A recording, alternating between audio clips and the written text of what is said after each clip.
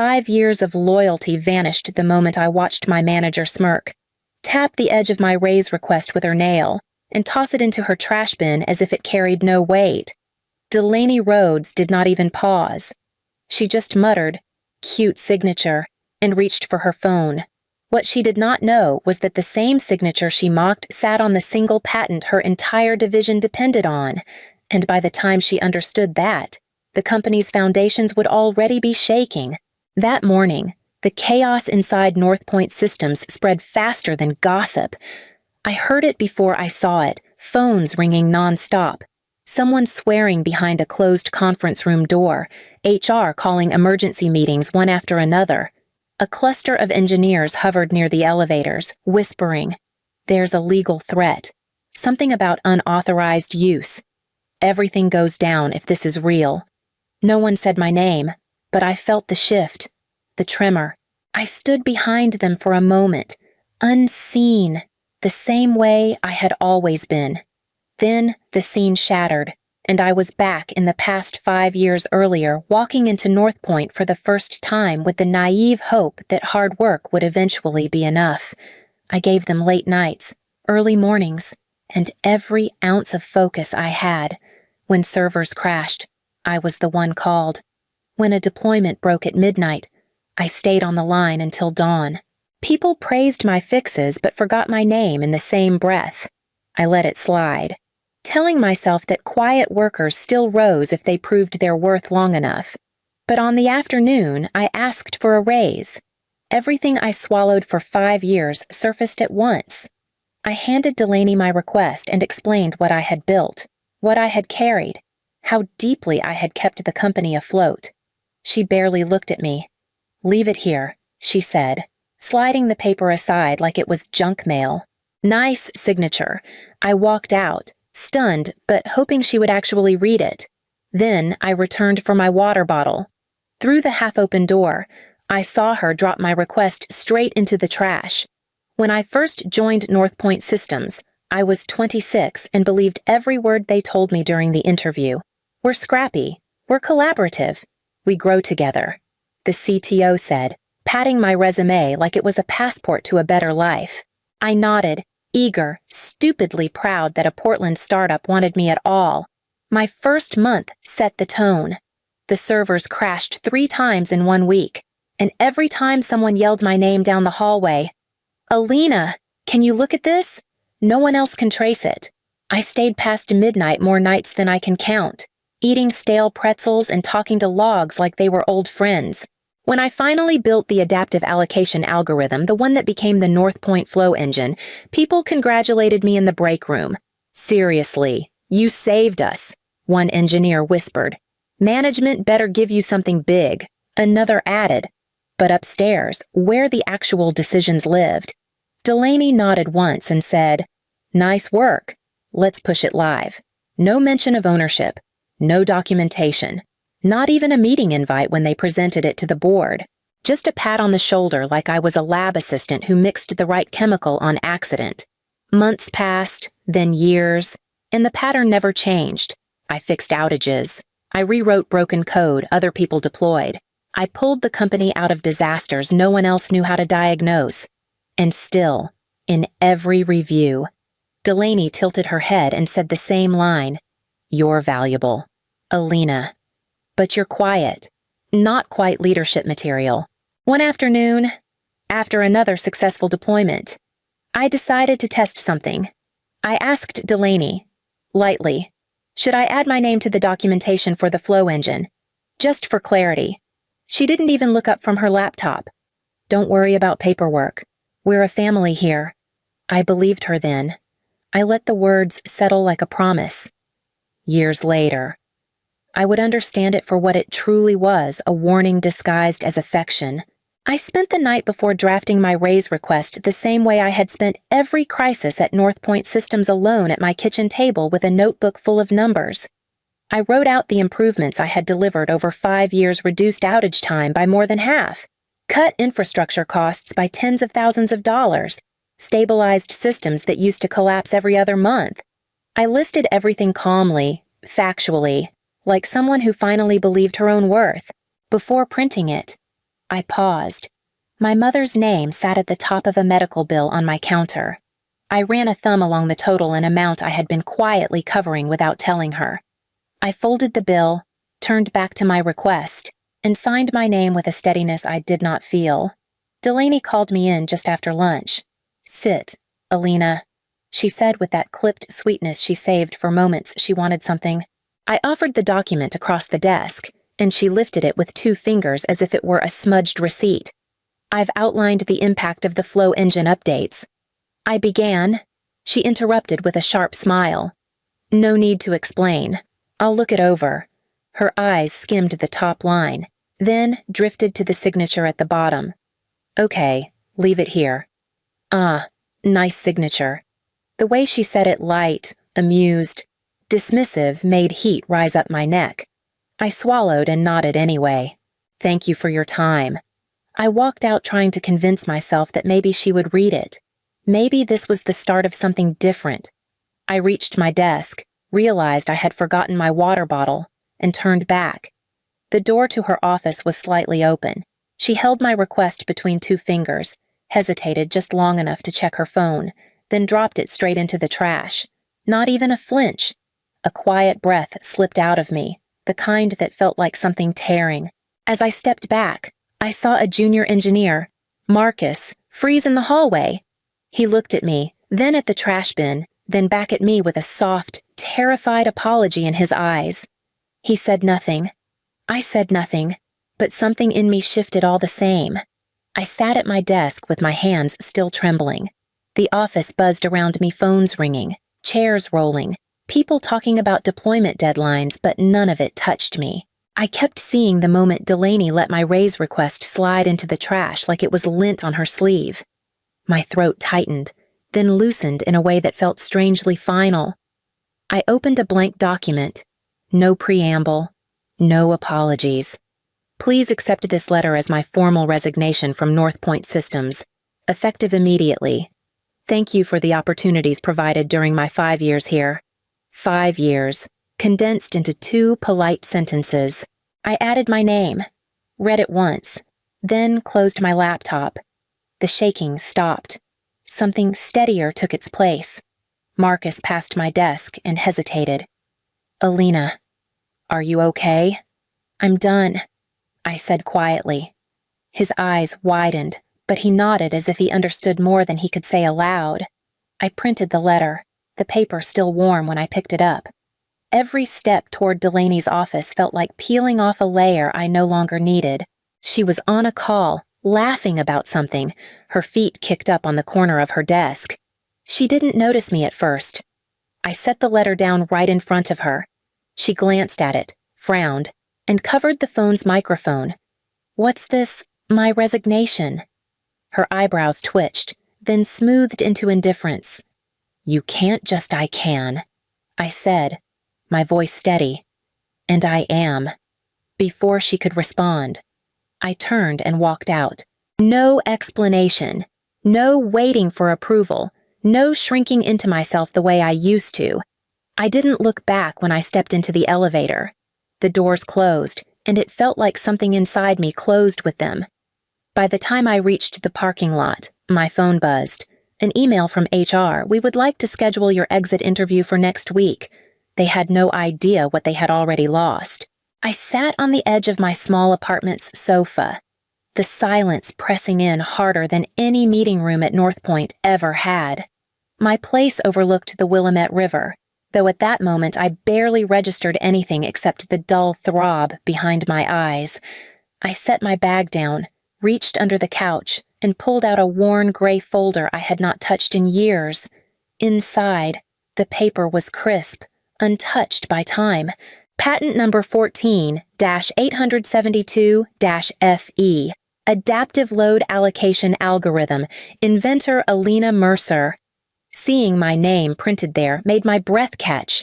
For a moment, my hands hovered above the page, as if touching it would make the whole thing too real. I remembered exactly when I had filed it, back in my early months at North Point, when the flow engine was nothing more than a handful of frantic sketches on my whiteboard. I had been teaching part-time at a community workshop back then, And one evening after class, my retired professor, Elias Quinn, stopped me in the hallway. "You look like you're building something important," he said. "Maybe. I'm still figuring out the structure," I told him. He tapped the stack of notes in my hands. "File early. Never trust a startup's 'we're family' line. Families share, companies take." I laughed at the time, thinking he was being dramatic. But that next morning, before Northpoint drafted any formal IP paperwork, I filled out the application myself, paid the fee in installments, ate ramen for dinner for weeks, and then I sent it off under my own name. Now, years later, I stared at the document and felt the weight of everything I did not know back then. Northpoint had built their entire flow engine on this. Delaney had bragged about it in meetings. The CEO had pitched it to investors like it was the company's crown jewel. They thought they owned it. But legally, it was mine. Every line, every idea, every piece of architecture they depended on. The folder trembled a little in my hands. Fear, pride, disbelief, they all hit at once. This was the leverage I never meant to have, the leverage they never imagined I held. I spent the next morning at my kitchen table, the patent folder open beside my laptop. Every search result pointed to the same name, Stratus Forge Technologies, Northpoint's loudest and most capable competitor, headquartered in Seattle. Their engineers had spoken at conferences I could never afford to attend. Their CEO had once called Northpoint's products brilliant on paper, unstable in practice. He had been right. I drafted a short email. No attachments, no details, just a hint. I hold legal ownership of the algorithm Northpoint Systems uses as its core product. If you are interested in discussing potential licensing or acquisition terms, I can provide preliminary documentation. Within 2 hours, a reply arrived. "We would like to meet. Confidential setting. Tomorrow at 9 in the morning." The next day, I sat across from 2 Stratus Forge executives in a glass-walled conference room that felt colder than the Seattle air outside.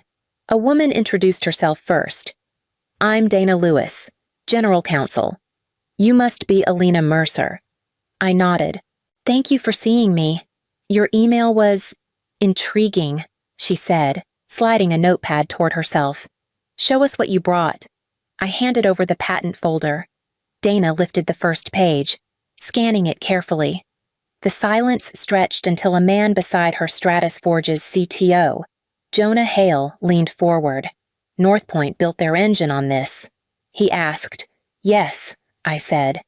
"Every deployment, every update, every client presentation." Dana exhaled slowly. "Then they have a problem.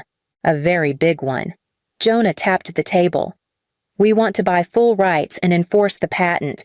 You would be fully compensated, and we would take on all legal responsibilities. I want protections." I said, "Written protections, no buried clauses, no loopholes." Dana's mouth lifted. "Of course. We don't operate like Northpoint." As she drafted terms, she added, almost casually, "You should know they're pitching the Flow engine to a Fortune 100 company this week.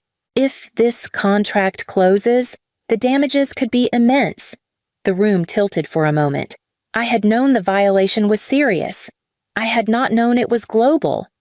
Dana pushed the agreement toward me. "If you sign, we move immediately." I held the pen, the same kind I used to sign my raise request, and wrote my name with a steady hand. A new signature, one Delaney Rhodes would never laugh at again. The cease and desist notices went out less than 24 hours after I signed. Donna emailed me a copy, the language sharp enough to cut steel. By that afternoon, my phone buzzed nonstop, not from Stratus Forge, but from the people still trapped inside Northpoint Systems. A message from an unknown number appeared first. "Alina, something big is happening. Did you hear?" Then another. "Emergency meetings all day.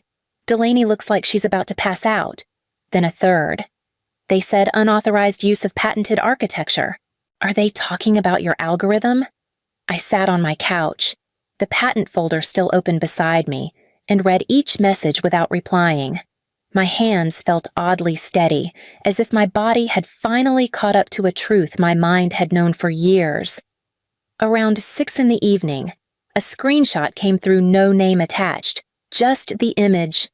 A Slack message from the chief architect. If this patent holds, the entire flow engine collapses. Stop all deployments until further notice.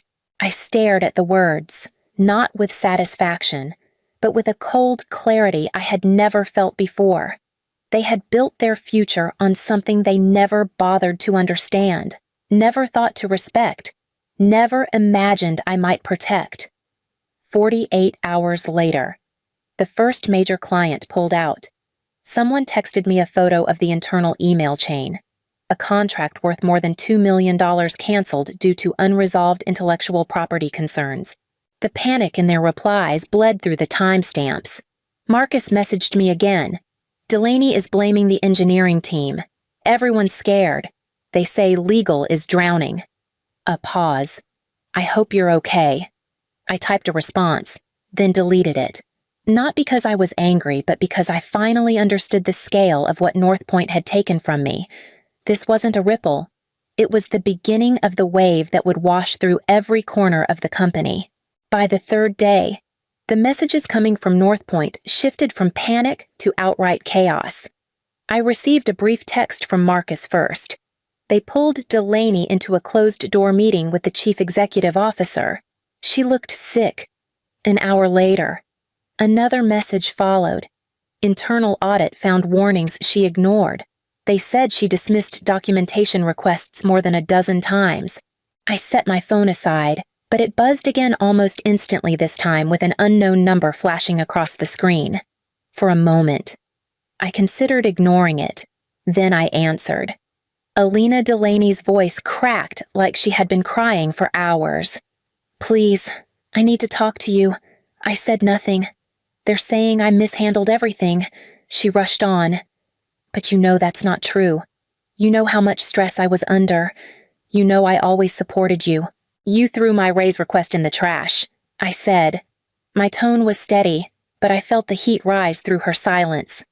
That was a mistake, she whispered. A stupid moment. I can fix it. If you help me clear this, I can get you back in.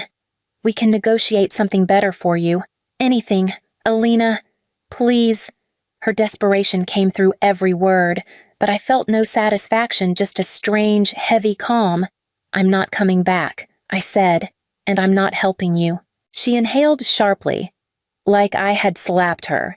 You don't understand what they'll do to me. I understand exactly, I replied.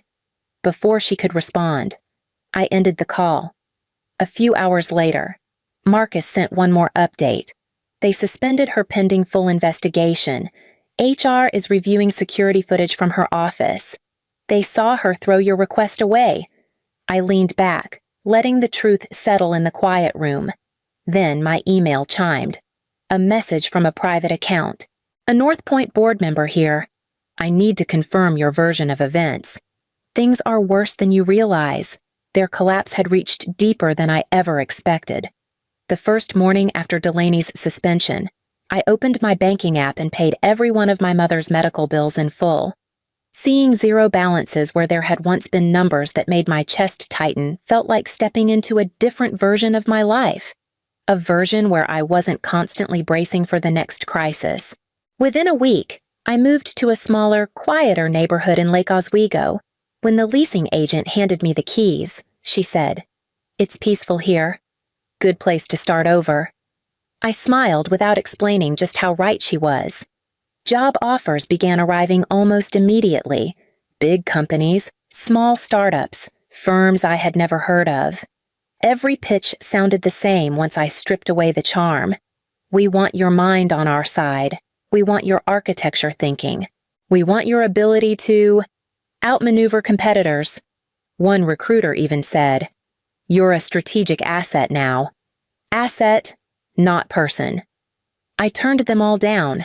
Instead, I opened a new blank notebook and began drafting an idea that had been tucked in the back of my mind for years, a platform built on transparency, attribution, and shared credit. No hidden ownership, No stolen work. No gaslighting disguised as mentorship. Something clean. Something honest. Something mine. I worked quietly at my dining table, sketching out modules, writing logic flows, muttering to myself the same way I had during late-night emergency deployments. But this time, no one was waiting to take the credit. No one was watching over my shoulder. Every line belonged to me. One afternoon, an email appeared from an old colleague. Priya, we saw the news. I always knew you carried that place. I'm sorry I didn't say it sooner. Then another from a senior engineer I barely knew. You deserved better than all of us. I hope you're finally building something worthy of you. Their words warmed something in me I thought North Point had permanently numbed. I kept writing, kept building, kept shaping the blueprint of the world I wanted to work in, the world I wished I had found when I was 26 before Delaney, before North Point, before 5 years of shrinking myself so others could feel bigger. For the first time, the future felt like something I could write on my own terms. The fallout hit North Point systems faster than anyone predicted. By the end of the week, the board released a formal statement announcing Delaney Rhodes's termination for negligence, documentation fraud, and repeated ethical violations. Reporters quoted it like a warning. Engineers reposted it like a confession. Her name became the headline she never expected. 2 days later, the chief executive officer stepped down. Investors fled after the flow engine collapsed under Stratus Forge's patent enforcement. A deal worth more than $200 million evaporated overnight. North Point tried to spin it as a temporary restructuring, but everyone knew it was over. Delaney emailed me late that night.